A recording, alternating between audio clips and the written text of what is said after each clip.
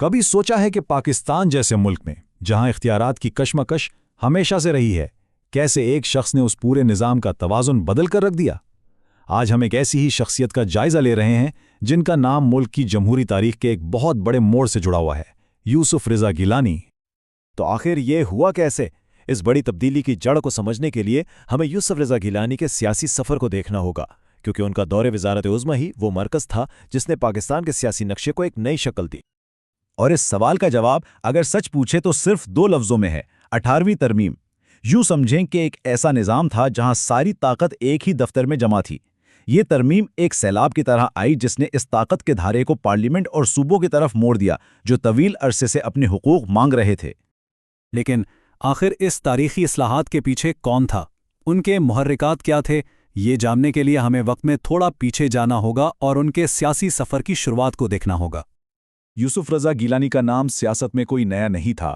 ان کا تعلق ملتان کے ایک بہت بااثر سیاسی اور روحانی گھرانے سے تھا، لیکن ان کی پہچان صرف خاندان کی وجہ سے نہیں تھی، بلکہ پنجاب یونیورسٹی سے سیاسیات کی تعلیم اور خاص طور پر ان کی شائستہ گفتگو اور پارلیمانی آداب پر گہری گرفت نے انہیں دوسروں سے بالکل الگ کر دیا۔ اور ان کا سیاسی عروج بھی کسی شہاب ثاقب کی طرح تیز تھا۔ سوچیں، صرف 26 سال کی عمر میں 1978 میں وہ قومی اسمبلی کے رکن تھے، اور اس کے ٹھیک 3 سال بعد 1981 میں وہ پاکستان کی تاریخ کے سب سے کم عمر وزرائے اعلیٰ میں سے ایک بن گئے۔ یہ ایک ایسا کارنامہ تھا جو اس دور میں بہت کم لوگ سوچ سکتے تھے۔ مگر اقتدار کی بلندیوں کا یہ سفر ہمیشہ پھولوں کی سیج نہیں ہوتا۔ گیلانی صاحب کے کیریئر میں ایک بہت تاریک دور بھی آیا، ایک ایسا وقت جس نے نہ صرف ان کی ہمت کا امتحان لیا بلکہ ان کے سیاسی نظریات کو ہمیشہ کے لیے بدل کر رکھ دیا۔ یہ جنرل ضیاء الحق کی فوجی آمریت کا دور تھا، جب سیاسی اختلاف رائے کو بہت سختی سے دبایا جاتا تھا۔ گیلانی، جو جمہوریت کے ایک مضبوط حامی تھے، اپنی سیاسی سرگرمیوں کی وجہ سے کئی بار گرفتار ہوئے اور اس دور میں آمریت کے خلاف مزاحمت کی ایک علامت بن گئے۔ 5 سال یوسف رضا گیلانی نے اپنی زندگی کے تقریباً 5 سال جیل کی سلاخوں کے پیچھے گزارے۔ یہ وہ 5 سال تھے جو کسی بھی سیاستدان کا کیریئر ختم کر سکتے تھے، لیکن گیلانی کے لیے یہ ایک ایسی بھٹی ثابت ہوئے جس نے ان کے نظریات کو کندن بنا دیا۔ کہتے ہیں کہ جیل میں ہی گیلانی نے قیدیوں کے حقوق کو بہت قریب سے دیکھا اور جمہوریت اور انسانی حقوق کی اہمیت پر ان کا یقین پہلے سے بھی زیادہ پختہ ہو گیا۔ یہی تجربہ تھا جو برسوں بعد ان کی سیاسی ترجیحات کی بنیاد بنا جب انہیں ملک کی قیادت کرنے کا موقع ملا۔ تو جب وہ بالآخر رہا ہوئے اور 2008 میں پاکستان کے وزیر اعظم منتخب ہوئے تو جیل میں سیکھے گئے سبق ان کے ذہن میں بالکل تازہ تھے۔ ان کا سب سے بڑا مقصد جمہوری اداروں کو اتنا مضبوط کرنا تھا کہ کسی اور کو وہ مشکلات نہ دیکھنی پڑیں جو انہوں نے خود برداشت کی تھیں۔ ان کے دور حکومت کو بنیادی طور پر 3 بڑی کامیابیوں کے لیے یاد رکھا جاتا ہے۔ ایک تو وہی تاریخی 18ویں ترمیم، دوسرا صوبوں کو مالی خود مختاری دینے والا NFC ایوارڈ، اور شاید سب سے اہم یہ کہ ان کی حکومت پاکستان کی تاریخ کی پہلی جمہوری حکومت تھی جس نے اپنی آئینی مدت تقریباً مکمل کی۔ اب ذرا اس چارٹ پر نظر ڈالیں۔ 18ویں ترمیم سے پہلے پاکستان میں طاقت کا مرکز صدر اور وفاقی حکومت ہوا کرتے تھے، جیسا کہ یہ پہلا بار دکھا رہا ہے۔ لیکن گیلانی کی اصلاحات کے بعد یہ دوسرا بار دیکھیں، طاقت پارلیمنٹ اور صوبوں کی طرف منتقل ہو گئی، جس سے ایک زیادہ منصفانہ اور نمائندہ توازن قائم ہوا۔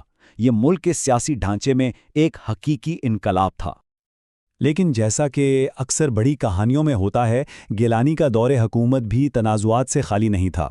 عدلیہ کے ساتھ ایک بڑا تصادم ہوا جس نے نہ صرف ان کی حکومت کا خاتمہ کیا بلکہ ان کی سیاسی کیریئر کو ایک بالکل غیر متوقع موڑ دے دیا۔ سارا معاملہ ایک خط سے شروع ہوا۔ سپریم کورٹ نے گیلانی کو حکم دیا کہ وہ سوئس حکام کو خط لکھ کر اس وقت کے صدر کے خلاف کرپشن کے مقدمات دوبارہ کھلوائیں۔ گیلانی نے یہ کہہ کر انکار کر دیا کہ صدر کو آئین کے تحت استثناء حاصل ہے۔ عدالت نے اسے توہین عدالت مانا اور انہیں وزیر اعظم کے عہدے سے نااہل قرار دے دیا۔ یہ ریاست کے 2 بڑے ستونوں یعنی انتظامیہ اور عدلیہ کا ایک شدید ٹکراؤ تھا اور گیلانی اس کی زد میں آ گئے۔ مگر اس نااہلی کا یہ مطلب ہرگز نہیں تھا کہ ان کا سیاسی سفر ختم ہو گیا۔ گیلانی اپنے پارٹی میں ایک انتہائی بااثر شخصیت بنے رہے اور آنے والے سالوں میں بھی اہم عہدوں پر کام کرتے رہے۔ اور پھر 2021 میں گیلانی ایک نئے روپ میں سامنے آئے جب وہ چیئرمین سینٹ منتخب ہوئے۔ یہ ایک ایسا عہدہ تھا جس نے انہیں مفاہمت اور مذاکرات کی اپنی صلاحیت دکھانے کا موقع دیا۔ اگر بطور وزیر اعظم وہ ایک نڈر مسلح تھے تو بطور چیئرمین سینٹ وہ ایک قابل احترام مدبر بنے جنہوں نے سیاسی قوتوں کے درمیان رابطے کو فروغ دیا۔ تو خلاصہ یہ ہے کہ یوسف رضا گیلانی کا نام پاکستان میں جمہوریت کے استحکام سے جڑا رہے گا، خاص طور پر 18ویں ترمیم ان کی سب سے بڑی میراث ہے۔ یہ ایک ایسا بیج تھا جو انہوں نے بویا تھا اور جو آج بھی ایک زیادہ منصفانہ اور متوازن سیاسی نظام کی صورت میں پھل دے رہا ہے۔ اور یہیں آ کر ہم اپنے آخری اور شاید سب سے اہم سوال پر رکتے ہیں، تاریخ یوسف رضا گیلانی کو کیسے یاد رکھے گی؟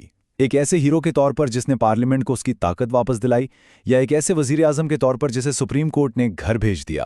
شاید سچ تو یہ ہے کہ جواب ان دونوں کے بیچ میں کہیں ہے، کیونکہ تاریخ کی بڑی شخصیات کی طرح ان کی میراث بھی پیچیدہ ہے، روشنی اور سائے سے بھری ہوئی اور مختلف تشریحات کے لیے ہمیشہ کھلی رہے گی۔